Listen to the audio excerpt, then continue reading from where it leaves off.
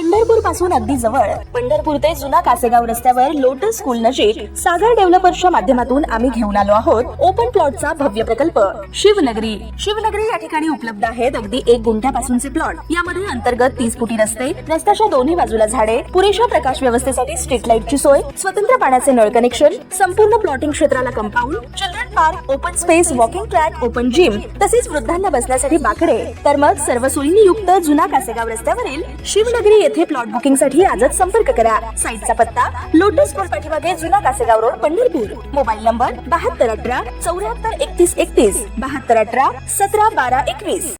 ताज्या घडामोडी पाहण्यासाठी आमच्या YouTube चॅनलवरील PVR म्हणजेच पंढरी वार्ता या न्यूजला सबस्क्राइब करा आणि शेजारील बेल आयकॉनवर क्लिक करा। जिल्हा परिषद पंचायत समिती निवडणुकांसाठी उमेदवारी अर्ज दाखल करण्यास आता वेग आला असून पंढरपूर तालुक्यात जिल्हा परिषदेचे 8 गट आहेत तर पंचायत समितीचे 16 गण आहेत। या निवडणुकीत पक्षीय समीकरणे आणि विठ्ठल परिवार व पांडुरंग परिवार या दोन्ही परिवारातील नेत्यांची भूमिका खूप महत्त्वाची ठरणार असतानाच एक विठ्ठल परिवारातील विभाजनानंतर भोसेचे माजी सरपंच गणेश पाटील यांनी एका गटाचे नेतृत्व करताना अतिशय प्रभावी भूमिकाही बजावल्याचं दिसून आलं आहे।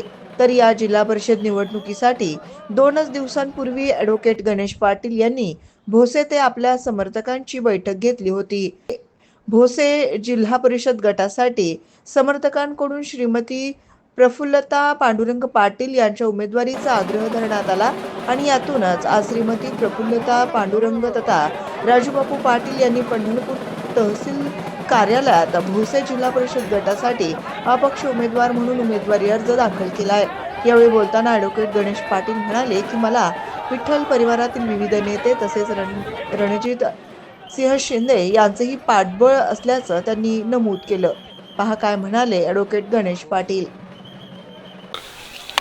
या ठिकाणी जिल्हा परिषद भोसे या गटातून माझी आई प्रफुल्लता पांडुरंग पाटील यांच्या नावानं आज अर्ज दाखल करण्यासाठी आम्ही आज या ठिकाणी उपस्थित आहोत। शक्ती प्रदर्शन करून आमच्या पंचक्रोशीतील जवळची सगळी नेते मंडळी असतील, आमच्या विचाराची सर्व सहकारी यांना विश्वासात घेऊन विचारात घेऊन आज त्यांच्याबरोबर आज या ठिकाणी अर्ज दाखल करत आहोत। गेल्या 2 दिवसाखाली आम्ही मीटिंग घेतली होती आणि त्या मीटिंगमध्ये सर्वानुमते आईचं नाव घोषित करण्यात आलेलं होतं आणि त्या अनुषंगानं आज अपक्ष या ठिकाणी अर्ज दाखल करत आहोत। अपक्ष का या ठिकाणी अजून आम्ही कुठल्याही पक्षाबरोबर किंवा कुठल्याही पक्षाबरोबर प्रवेश केलेला नाही आणि आपली एक ताकद आहे, सर्व विठ्ठल परिवार असेल किंवा रणजितसिंह शिंदे साहेब असतील, सर्व विचारसरणीची लोक माझ्याबरोबर ताकदीनं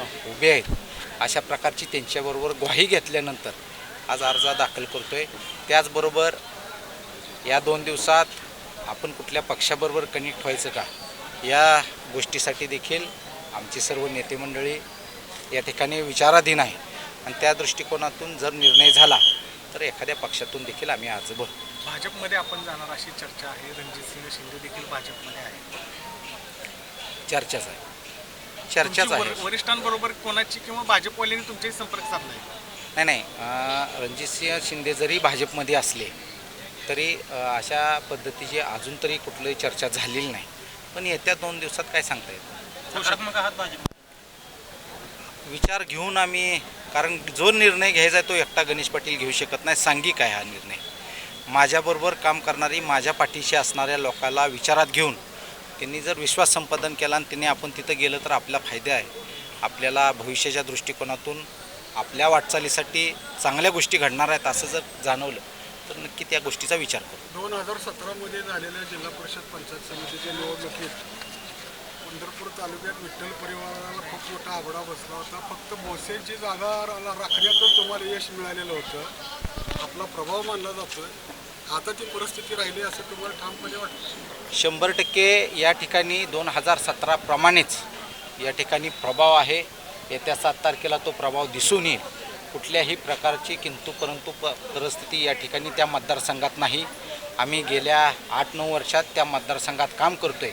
प्रत्येक मतदारसंघातील प्रत्येक गावात आमचा स्वतःचा वैयक्तिक कनेक्ट आहे आणि त्या अनुषंगावर आणि त्या लोकांच्या विश्वासावर या ठिकाणी आम्ही आज अर्ज दाखल केला आहे आणि नक्कीच आम्हाला त्यात यश मिळेल यात कुठल्याही प्रकारची शंका या ठिकाणी वाटायचं कारण नाही. पंचायत राज व्यवस्थेतल्या ग्रामपंचायतच्या सदस्यापासून जिल्हा परिषदेच्या अध्यक्षापर्यंतची सगळी पदं आपल्या कुटुंबातल्या आपल्या पूर्वजांनी भूषवलेली आहेत. या निवडणुकीकडं कार्यकर्त्यांची निवडणूक म्हणून बघण्याच्या ऐवजी पुन्हा तुमच्याच घरात उमेदवारी घेतली जाते असा विरोधकांकडून आरोप होतोय, त्याच्याबद्दल तुम्ही काय सांगा? नक्कीच या गोष्टीचा आरोप करणं साहजिक होतं. जर मी मिटिंग घेऊन लोकांना विश्वासात घेऊन जर माझ्या आईची उमेदवारी लोकातून येत असेल आणि जर सर्वानुमते जर त्यांनी नाव घेतलं असेल तर ह्या त्यांच्या केलेल्या आरोपाला तथ्य नाही असं मला वाटतं. माढ्याचे आमदार अभिजित पाटलांचा देखील उमेदवार तुमच्यासमोर उभा ठाकणार आहे. काय आव्हान वाटतं का त्यांना? नाही आव्हान वाटत, कारण की गेल्या 9 वर्षात जिल्हा परिषद पंचायत समिती त्याचबरोबर मी स्वतः ग्रामपंचायतीचा सरपंच म्हणून एकदम चांगल्या पद्धतीनं काम केलेलं आहे. तालुक्यातली अव्वल ग्रामपंचायत म्हणून माझ्या ग्रामपंचायतीकडे बघितलं जातं. ज्या काय योजना सुविधा सर्वसामान्य लोकांना पोचायला पाहिजेत त्या चांगल्या पद्धतीनं सुविधा देण्याचं काम माझ्या सरपंच पदाच्या कालावधीत झालेलं आहे. त्याचबरोबर ज्या पुरस्कार जो गव्हर्नमेंट देत असेल, महाराष्ट्र शासनाचा असेल, जिल्हास्तरीय असेल, राज्यस्तरीय असेल, विभागस्तरीय असेल, त्या सर्व पुरस्कार प्राप्त असलेली माझी ग्रामपंचायत आणि ते गेल्या 5 वर्षाच्या कालावधीत मी काम केलेलं आहे आणि त्याच्या ताकदीच्या जोरावर मी या ठिकाणी मला कुठल्याही प्रकारचं आव्हान नाही. सर्वसामान्य जनता ही माझ्या पाठीशी आहे. तुम्ही म्हणता ते बरोबर आहे, त्यांच्याकडे ताकद आहे, त्या ताकदीच्या जोरावर बाकीच्या पैशाच्या जोरावर ते बोलत असतील तर येणाऱ्या काळात जनता त्याला उत्तर दिल्याशिवाय राहणार नाही. विधानसभेच्या निवडणुकीमधलं चित्र वेगळं होतं. आपल्या भोसे गावातून विधानसभेला तुम्ही ज्या रणजित शिंदेंचं काम केलं होतं त्यांना थोडीशी कमी मतं मिळाली होती. त्यामुळं विरोधकांचं आत्मबल वाढलंय आणि आमचं वर्चस्व भोसेवरती प्रस्थापित झाले असं त्यांचं मत आहे. काय सांगताल? याला 1-2 उदाहरणं तुम्हाला देतो. त्याच्या आधीच्याच खासदारकीच्या इलेक्शनला 2200 मताचं लीड आम्ही तुतारी या चिन्हाला दिलेलं आहे. राजकारण हे त्या उमेदवारावर ठरत असतं, इलेक्शन हे त्या उमेदवारावर ठरत असतं.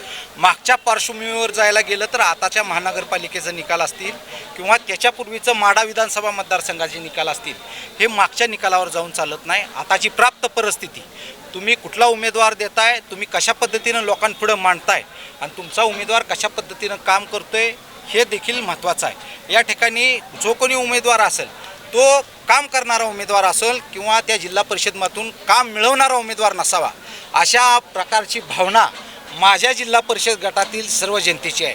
कारण की जिल्हा परिषद हे सर्वसामान्यांचं आहे. ज्या पद्धतीनं मला विचारलं गेलं की 3 पिढ्या झालं तुम्ही काम करताय परंतु माझ्या घरात कोण कॉन्ट्रॅक्टर नाही किंवा आम्ही जिल्हा परिषदमार्फत कुठलं काम केलेलं नाही, अशा पद्धतीनं गेले 3 पिढ्या काम करतोय म्हणूनच लोकांनी माझ्या आईची उमेदवारी स्वयंघोषित न करता लोकांमधून उत्स्फूर्तपणानं आली आणि त्याच्या अनुषंगानं मी या ठिकाणी या उमेदवारीला किंवा या इलेक्शनला सामोरे जातोय.